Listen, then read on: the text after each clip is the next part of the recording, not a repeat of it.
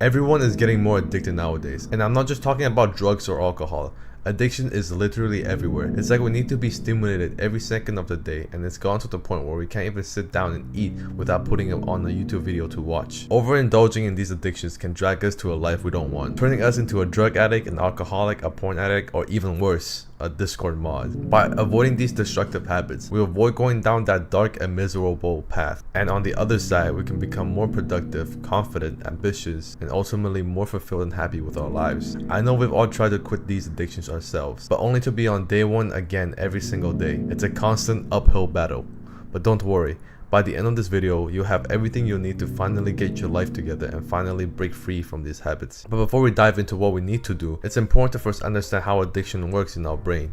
Addiction happens in our brain's reward system. When we do something pleasurable, like eating chocolate, playing video games, having sex, drinking alcohol, or smoking weed, our dopamine level goes up. This makes us feel happy and experience pleasure. But then a wise monk will come up and tell you, in life, everything is temporary. What goes up will always come back down. And he's talking about your dopamine. Once our dopamine has reached its peak, it will always come back down. That's just how our brains work. But it doesn't just settle back to normal. Everything's got a cost. And our dopamine level actually goes down below baseline. When our dopamine drops below baseline, we experience unpleasant things like tiredness, lack of focus, lack of motivation, and hopelessness. It's like the feeling you get when you just want to rot in bed for the whole day. But our brain doesn't want to stay below baseline and experiences pain and discomfort. So it seeks more instant pleasure to bring our dopamine level back up as fast as possible. But remember, what happens when you seek too much instant pleasure? You eventually go back down and experience pain once again.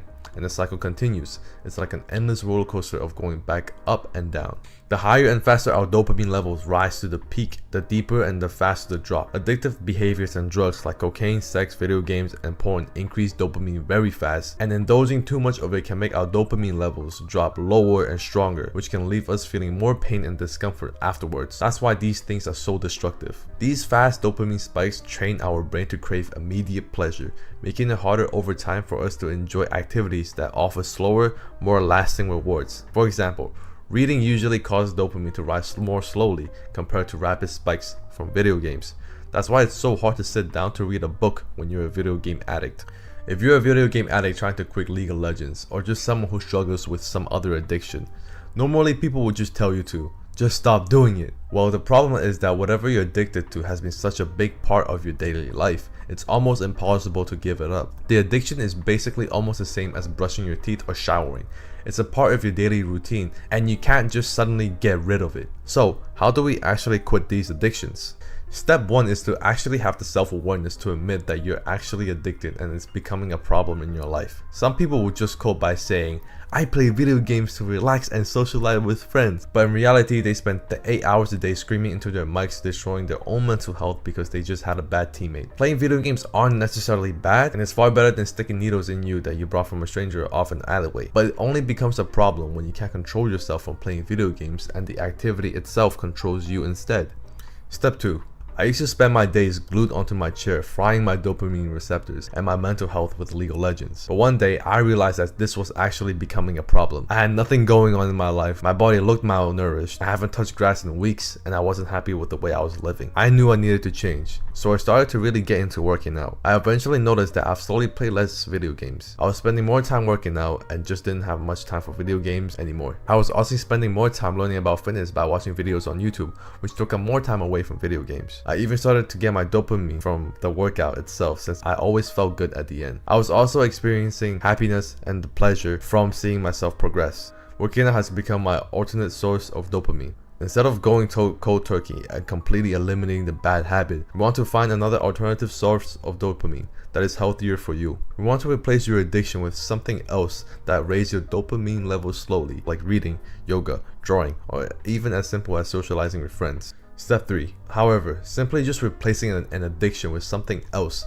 may not be enough. Sometimes your addiction is so strong that reading or going to the gym simply just can't replace it. I remember that I would sometimes still catch myself playing League of Legends while I was still doing good habits like consistently working out and reading books. But I still had time in my day to sneak in a few hours of League. However, it all changed when I started this YouTube channel. I started to set goals for myself and I became obsessed with growing on YouTube. I spent all of my time constantly working and thinking about YouTube, which took up all the time I had, and I eventually had no time to play any video game. And video games wasn't fun for me anymore. So we need to find something to be obsessed over about. Maybe it's a certain goal you want to achieve or a new hobby you want to try. This means that you have to explore and create new interests for yourself. By having an obsession, you'll be constantly thinking about it, and it will take up mental space in your mind throughout your day. So you won't even have the mental space to think about the thing you were addicted to, since all you think about is your obsession. But still, keep in mind that there will be times where the urge to do the bad habit constantly pops up in your mind. So a really good tip I personally use is to not think about resisting the bad habit itself. For example, every time I get the urge to play games, I never fight the thought of don't play video games, don't play, resist, because that will always lead to giving in and doing the bad habit. Instead, I just think of a thought that makes me happy. For you, maybe it's like a childhood memory. Maybe it's your parents pushing you on the swing and you're laughing and you're just having fun. Give this a try. Every time there's an urge, just think of something else other than the bad habit that's pleasant and it makes you happy. Step 4. There are going to be days where the mood just looks like this picture right here, which can make us feel crap for the whole day. And when we feel like crap, we naturally look for things that will give us a fast, pleasurable feeling to make us less crap. A lot of times, we do these addictive things as a way to cope and as a way to cover and run away from our crappy feelings. Feeling crappy is usually a result of our poor mental health. But if our mental health was healthy in the first place, we wouldn't feel like crap to begin with.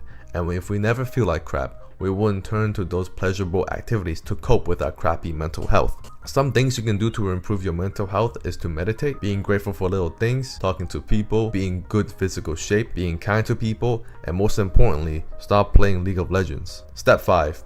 Even after doing all of these things, sometimes I still find myself doing the bad habits like grabbing lotion and going on in the incognito tab to watch adult content whilst playing with my little eggplant. I still had a porn addiction despite me doing other good habits and finally stopping my League of Legends addiction. So, how did I free myself from my porn addiction?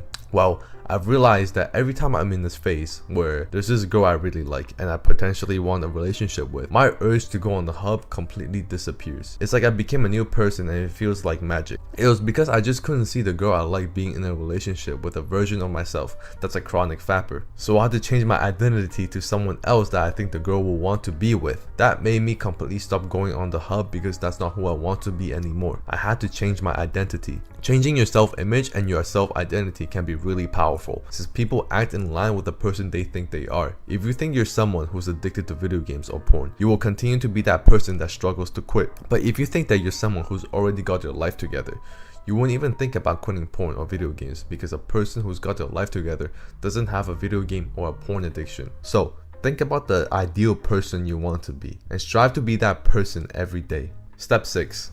Now, there will be days when you're going to relapse, and that's just part of life's ups and downs. When you do relapse, it may feel like you just fell all the way back to the bottom in getting over it, and you're back to square one. However, relapsing doesn't necessarily mean starting over completely. It's important not to be too hard on yourself, because filling yourself with negative emotions can lead your brain back to those bad habits as a way to cope. Forgive yourself if you slip up, and focus on the progress that you've made. For example, if you're overcoming alcoholism and stay sober for a week, but had a drink one night, acknowledge your achievement for that sober week. Then set a new goal of staying sober for 2 weeks.